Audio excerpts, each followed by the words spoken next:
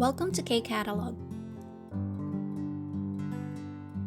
Level 4 Unit 6, page 77 tayo for malagi. 사배 아나이 씨와 라흐만 씨가 극체화 시대에 대해 이야기합니다. So si Anais daw at saka si Rahman, nag-uusap sila about sa globalization era. So isulat natin to, no? Pag sinabing 국제화, yung process of becoming international, or another good term for this is yung globalization. And again, yung shide is era. So, 다음 대화처럼 이야기해보세요. So, tingnan na natin yung usapan nila. 사비 ni Rahman, 아나이 씨, 뭘 그렇게 열심히 보고 있어요? Sabi niya, Anais, ano yung tinitingnan mo dyan? So, 뭘 그렇게, kung gusto mong emphasize yung 열심히, so, pwede natin sa Tagalog sabihin, Uy, bakit tutok na tutok ka dyan? Anong meron? Anong tinitingnan mo? So, sagot si Anais, 해외 파견 근무자 모집에 대한 안내문을 읽고 있었어요. So, yan muna. Sabi niya, binabasa ko kasi yung notification or notice about sa mojib recruitment. Anong recruitment? Ng overseas dispatch workers. So, ito, sulat natin itong mga to, no? Para hindi nyo sila makalimutan. Kasi maraming ganitong words ang pwedeng lumabas sa multiple choice. So, hewe, again, overseas. Pagyon, dispatch. Then, kunmuja, workers. Yan, worker or workers. Tapos, yung mujib natin dyan, no? Recruitment. Yan, so, recruitment. Again, sabi ni Anay sa first sentence niya, tinitingnan ko kasi itong notice, anemun. Yan, or notification about sa recruitment ng overseas dispatch workers. And then, yung second, 외국의 다양한 분야의 인력을 파견한다고 해서 찾아보는 중이에요. Sabi niya, 찾아보는 중이에요. Yan. So, tinitingnan ko siya. Yan, inaalam niya, no? So, bakit inaalam? Kasi, ang sabi, 인력을 파견한다고. So, yung 파견하다. Yan. Ibig sabihin, to send yan, no? Magpapadala daw sila ng mga tauhan. So, inlyok, workforce. Yan. Di ba? Pag sabing workforce, mga tauhan yan. Saan? Sa iba't ibang klase ng field or larangan. Okay? Siyempre, sa abroad. So, yun yung tinitingnan niya, Nay. Sagot si Rahman. 그렇군요. 졸업하고 나서 고향에 안 들어가고 계속 외국에서 일하려고요? Yan, so yung pinaka-question niya. Sabi niya pala, I see. Ganun ba? Tapos sabi niya, pagka-graduate mo, hindi ka uuwi sa inyo. So, plano mo na magtrabaho. So, parang, plano mong tumuloy ng magtrabaho sa ibang bansa? Yun yung question niya, no? So, pagka-graduate, hindi babalik sa hometown or sa bansa. Tapos, ang pinaplano mo ba ay didiretso mo na. Kesok is continuous, no? So, tuloy mo na magtrabaho sa abroad. And then, sagot si Anais. 네, 해외 진출 기업에서 일하는 친구들이 있는데 정신없이 바쁘지만 일을 찾아서 할 정도로 재미있대요. Sabi niya, oo. So, yun, no?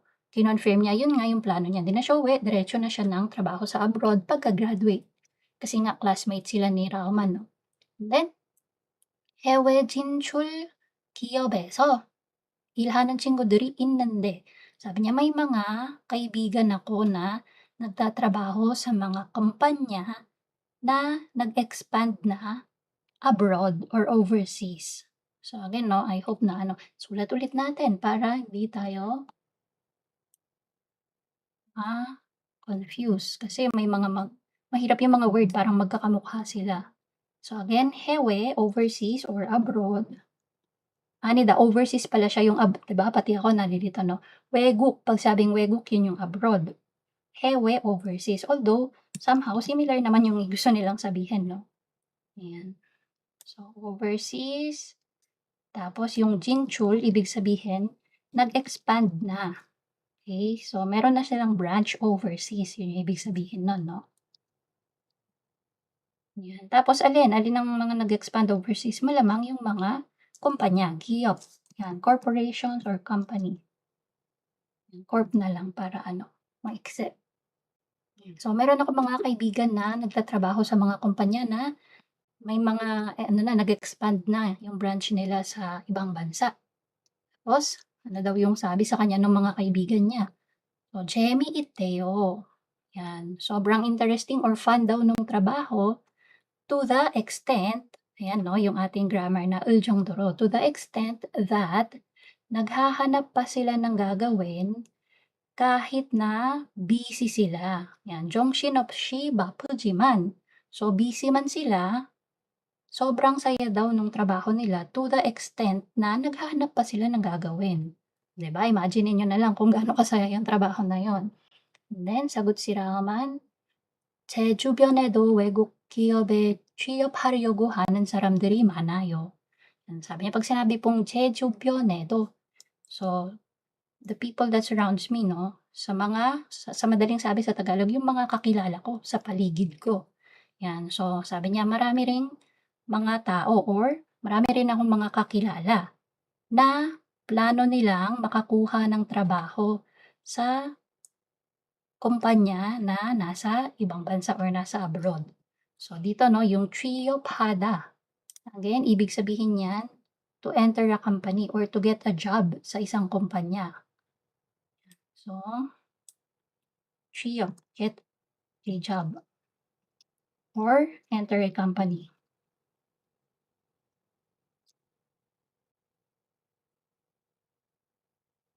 So, marami din daw siyang kakilala na yung plano ay magtrabaho nga daw sa ibang bansa. 국제 교류가 활발해지면서 더 이상 다른 문화를 낯설어 하지 않은 것 같아요. Sabi niya diyan, as the international exchange becomes more active 'no, so mas madami na yung nangyayari na international exchanges. So 더 이상 다른 문화를 낯설어 하지 않은 것 같아요. So sa tingin ko, hindi na, so itong part na 'to 'no, 더 이상, parang it means hindi na. Kung dati gano'n, ngayon hindi na. 다른 문화, yung ibang kultura, hindi na siya 낯설어. So 'pag sabing 낯설어 is unfamiliar 'di ba? Yan. So unfamiliar, pero dahil may naka-G-anta pa siya dito, so hindi na siya unfamiliar. Okay, so kung babaligtarin natin 'yan, familiar na. Ayan, familiar na. So parang ang gusto niyang sabihin sa part na 'to, ayan, dahil nga marami ng international exchanges na nangyayari, sa tingin ko, familiar na tayo sa ibang kultura. Okay, so different cultures. Yun yung gustong sabihin ni Rahman. So medyo naging ano lang siya 'no, mapalabok lang siya sa pag-deliver. Pero anyway, yun po yung gusto niyang sabihin. And then sabi ni Anais, "맞아요. 저도 다양한 사람들과 함께 어울리면서 더 많이 배우고 생각도 넓히면 좋겠어요." Sabi niya, "Tama ka diyan." Nag-agree si Anais 'no. Sabi niya, "Ako din. Maganda sana kung lalawak pa yung pag-iisip ko." Okay, so ano pa, "더 많이 배우고" at mas marami pa akong matututunan habang ako ay nakikipagsalimuha or nakikipagkapwa sa iba't ibang klase ng tao. Okay, so I hope nasundan niyo 'no, binasa natin pabaligtad para maano natin, interpret natin. Sabi niya, "I would also like to learn more." Ito yung part na yun 'no, "더 많이 배우고 and broaden my perspective." Mas lumawak yung aking pag-iisip. So yun yung sana niya, yung hiling niya 'no, I wish, I hope, yan. It would also be good kung ganito daw. So habang umyanso, ito yung ginagawa niya. So nakikipagsalamuha, socializing with other people or diverse people, iba't ibang klase ng tao or lahi. So yun yung usapan nila. Okay, so dito tayo sa number 2. So, tingnan na lang natin yung magiging transformation nito 'no. Conjugate natin, 고향이 생각나지 않다. So, siya yung malalagyan nung 을 정도로. So, 안을 정도로. tapos 매일 새로운 것을 경험하다 magiging based dito sa ating example, 했대요. So, ang ibig sabihin na nun, 매일 새로운 것을 경험했대요. Sabi nila, everyday nagkakaroon sila ng bagong experiences. So, 고향이 생각 to the point, so siya yung may 을 정도로 'no, to the point kung saan hindi nila naiisip na umuwi or hindi nila naiisip yung kanilang ano, country or hometown. So, 'di ba usually 'pag gano'n parang gusto mo ng umuwi, gusto mo ng bumalik, ayan. So, sobrang saya ng trabaho, so kung ibe-base natin dun sa flow ng usapan 'no, so yung mga kaibigan daw niya nais na nagtatrabaho dun sa ibang bansa. So, gaano nila na-enjoy yung trabaho nila? So, halos araw-araw meron silang na-experience na bagong bagay. To the extent that or to the point where hindi nila naisip yung umuwi ba or pumunta or yung kanilang lugar or bansa. So, anyway, yun siya 'no. Then, 다문화 사회가 되다. So, magiging them yun. So ano ulit ibig sabihin nito? Habang nagiging multicultural society na. Yun siya 'no. Tapos same lang 'no. 더 이상 다른 문화를 낯설어하지 않은 것 같아요. Okay, so yan po yung sa usapan ni Anais at saka ni Rahman. So dito sa number 2 sabi, 여러분이 경험한 국제화 시대는 어떤 모습입니까? So ikaw daw, ano yung nai-experience mo na itsura? Okay, so anong imahe ng globalization era ang na-experience mo? So sa panahon ngayon, ano yung mga napapansin mo sa paligid? 여러분이 생각을 친구와 이야기해 보세요. So example natin sabi ni Jason, 외국인과 능통하게 의사소통하는 사람들이 많아졌어요. Ano sabi niya? Dumami na yung mga tao na nakakapag-communicate ng fluent. Okay, so nung 능통하게, fluently. Magaling na makipag-communicate sa mga foreigners, 'di ba? So ano pa? Sabi niya, 세계에서 일어나는 일들이 낯설게 느껴지지 않아요. So yung mga nangyayari na bagay-bagay sa mundo. So sabi niya, things that are happening in this world don't feel unfamiliar. So parang it's a natural thing. Marami nang nag-i-English sa paligid mo. Kung dati 'pag may nag-English parang, "Uy, nag-English si ate, ganyan, 'di ba? So ngayon 'pag nakarinig ka ng nag-i-English, wala lang, normal lang. So gano'n 'no? Marami ng foreigner sa lugar niyo, maraming Korean, maraming Japanese, maraming AFAM, normal. So 'yun 'no, kasi nga ano na, common na yung ating globalization. So, yun yung examples nila. O ikaw, ano yung napapansin mo sa paligid mo during this period of time, no? During this era. So, yan yung pwede mong ilagay dito. Okay, so kung wala kang idea, pwede mong balikan yung mga nasa vocabulary part. Ayan, example, ano ba yung natatandaan ko doon? Yung sabi na kasi ni Jason eh, papansin to si Jason eh.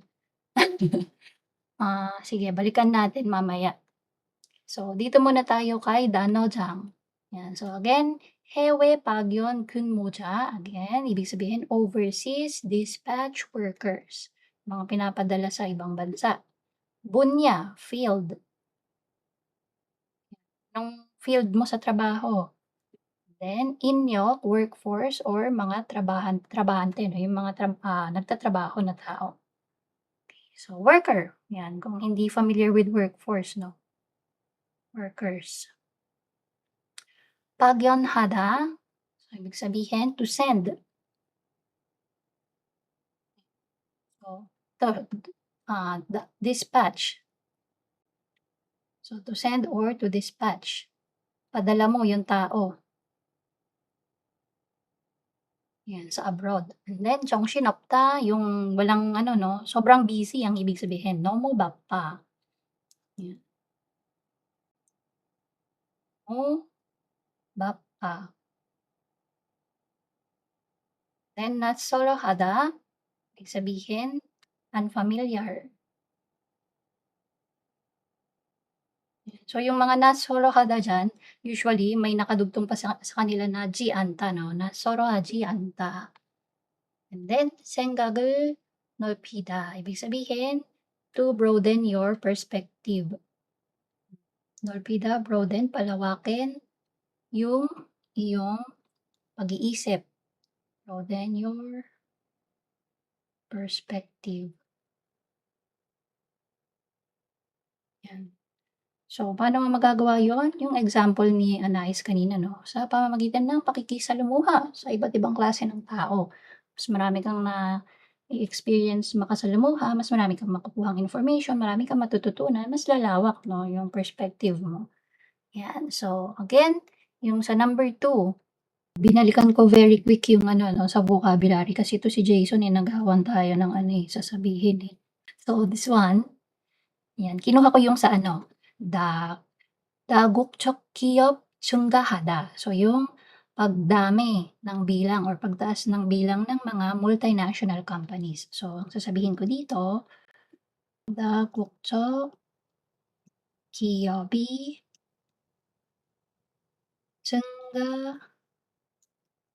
증가하면서 yan, as the number of multinational company increases, so yung idudugtong ko dyan, mas madami yung opportunity na makapagtrabaho with the foreigners. 'Di ba? So, kasi from multinational siya. So, 외국인들과 같이 일할 수 있는 기회. So, 기회, opportunity. 기회도 많아지고 있어요. So, tuloy-tuloy lang naman yung pagdami, no? Kaya ginamit ko yung manachiko isoyo. Pero kung gusto mong gawin diyan manajoyo, okey din yun. Okay, so manajoyo. Manajoyo na lang gamitin natin. So again, 다국적 기업이 증가하면서 외국인들과 anong 들 yan? Okay, 외국인들과 같이 일할 수 있는 기회도 많아져요. Okay, so yan po yung ating alhagi part ng Level 4 Unit 6. And that's it. If you find this video helpful, please hit the like, share, and subscribe button. So I still hope to see you in the upcoming videos, and again, thanks for watching.